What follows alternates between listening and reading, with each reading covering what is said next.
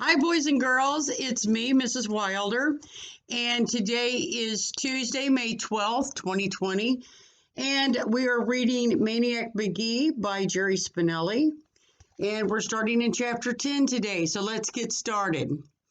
Of course, Maniac didn't know any of that. He was simply glad the chase was over. He turned and started walking, catching his breath.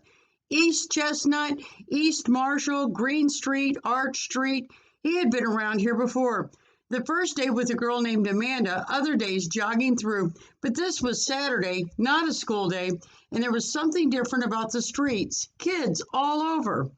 One of them jumped down from a front step and planted himself right in front of Maniac. Maniac had to jerk to a stop to keep from plowing into the kid.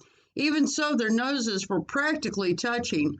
Maniac blinked and stepped back. The kid stepped forward. Each time Maniac stepped back, the kid stepped forward. They traveled practically half a block that way. Finally, Maniac turned and started walking. The kid jumped around and plunked himself in front again. He bit off a chunk of the candy bar he was holding. "Where are you going?" he said. Candy bar flakes flew from his mouth. "I'm looking for Sycamore Street," said Maniac. "Do you know where it is?" "Yeah, I know where it is." Maniac waited, but the kid said nothing more. "Well, do you think you could tell me where it is?" Stone was softer than the kid's glare. "Nope." Maniac looked around. Other kids had stopped playing, were staring. Someone called, "Do him, Mars!" Someone else, "Waste him!" The kid, as you probably guessed by now, was none other than Mars Bar Thompson.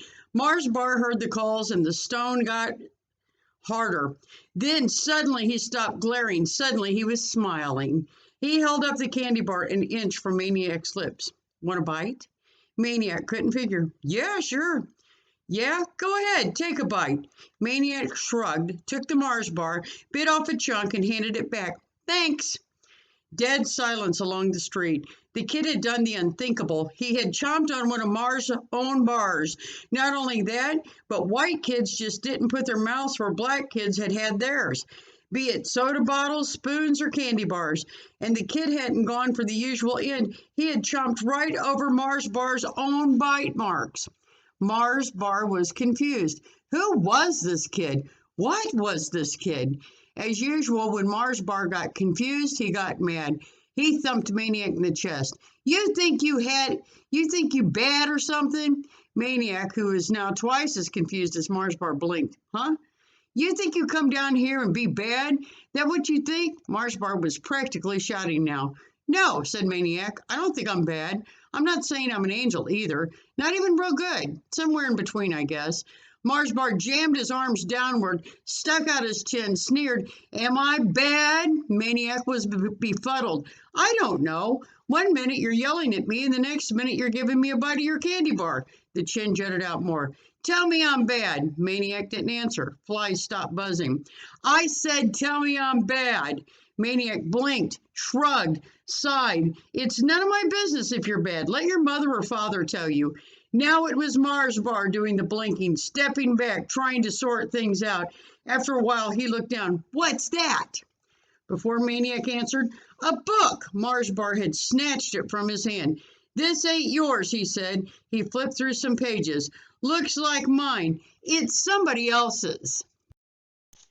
"It's mine. I'm keeping it." With rattlesnake speed, Maniac snatched the book back, except for one page, which stayed, ripped in Mars Bar's hand. "Give me the page," said Maniac. Mars Bar grinned. "Take it, fish belly." Silence. Eyes.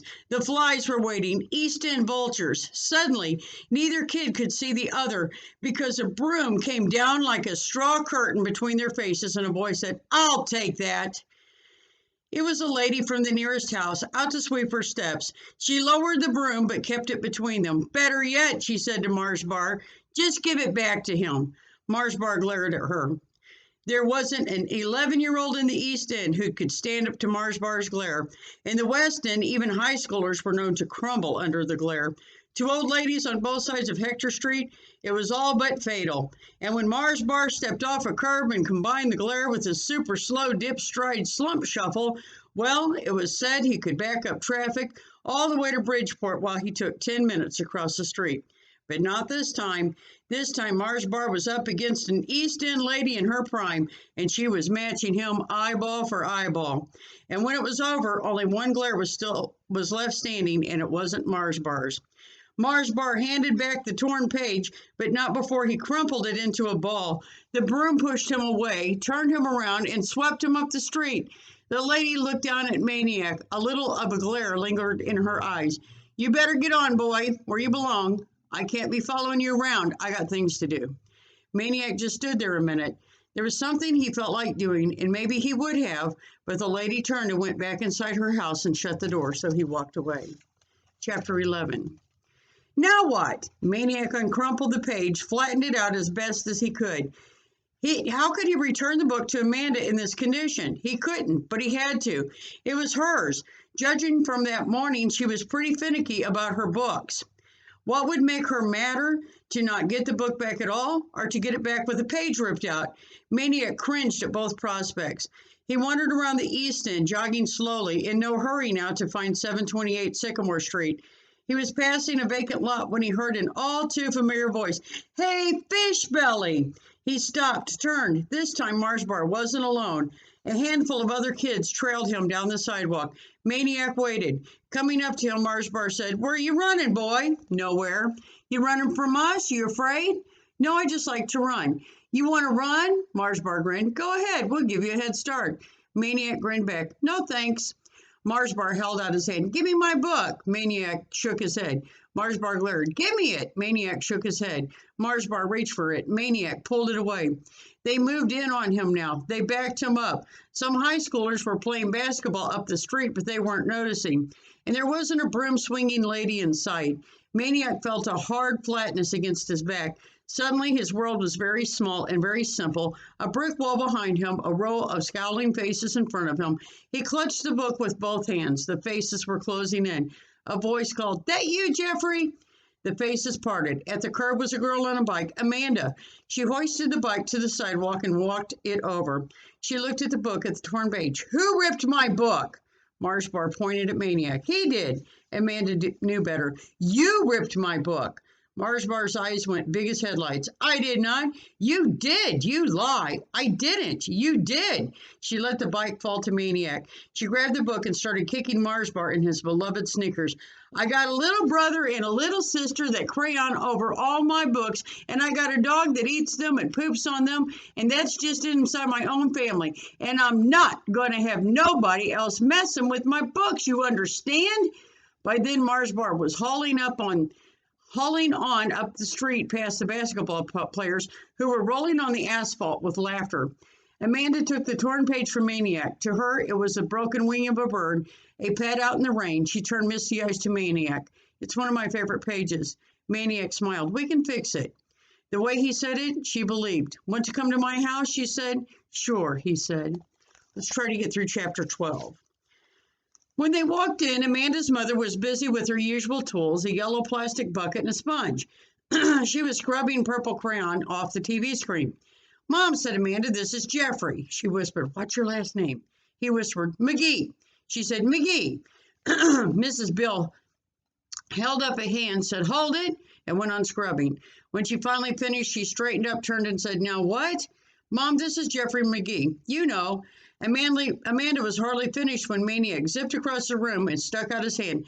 Nice to meet you, Mrs. Beale. Mrs. Beale. They shook hands. Mrs. Beale smiled. So you're the book boy. She started nodding. Amanda came home one day. Mom, there's a boy I loaned one of my books out to. Loaned a book? You? Mom, he practically made me. He really likes books. I met him on... Mom, Amanda screeched. I never said all that. Mrs. Beale nodded solemnly. No, of course you didn't, and gave Maniac a huge wink, which made Amanda screech louder until something crashed in the kitchen. Mrs. Beale ran, Amanda and Maniac ran. The scene in the kitchen stopped them cold. One little girl, eyes wide, standing on the countertop. One little boy, eyes wide, standing just below her on a chair. One shattered glass jar and some stringy, pale-colored glop on the floor. one growing cloud of sauerkraut fumes. The girl was Hester, age 4, and the boy was Lester, age 3. In less than 5 minutes, while Mrs. Beale and Amanda cleaned up the floor, Hester and Lester and their dog Bow Wow were in the backyard wrestling and tickling and jumping and just generally going wild with their new buddy and victim, Maniac Magee. Maniac was still there when Mr. Beale came home from his Saturday shift at the tire factory. He was there for dinner when Hester and Lester pushed their chairs alongside his. He was there to help Amanda mend her torn book. He was there watching TV afterward with Hester riding one knee and Lester the other. He was there when Hester and Lester came screaming down the stairs with a book, Amanda screaming even louder after them, the kids shoving the book and themselves onto Maniac's lap. Amanda finally calming down because they didn't want to crayon the book, they only wanted Maniac to read. And so he read Lyle, Lyle, Crocodile to Hester and Lester, and even though they pretended not to listen, to Amanda and Mr. and Mrs. Beale. And he was there when Hester and Lester were herded upstairs to bed, and Mrs. Beale said, "Don't you think it's about time you're heading home, Jeffrey? Your parents will be wondering."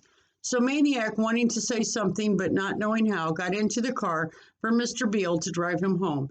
And then he made his mistake. He waited for only 2 or 3 blocks to go by before saying to Mr. Beale, "This is it." Mr. Beale stopped, but he didn't let Maniac out of the car. He looked at him funny. Mr. Beale knew what his passenger apparently didn't.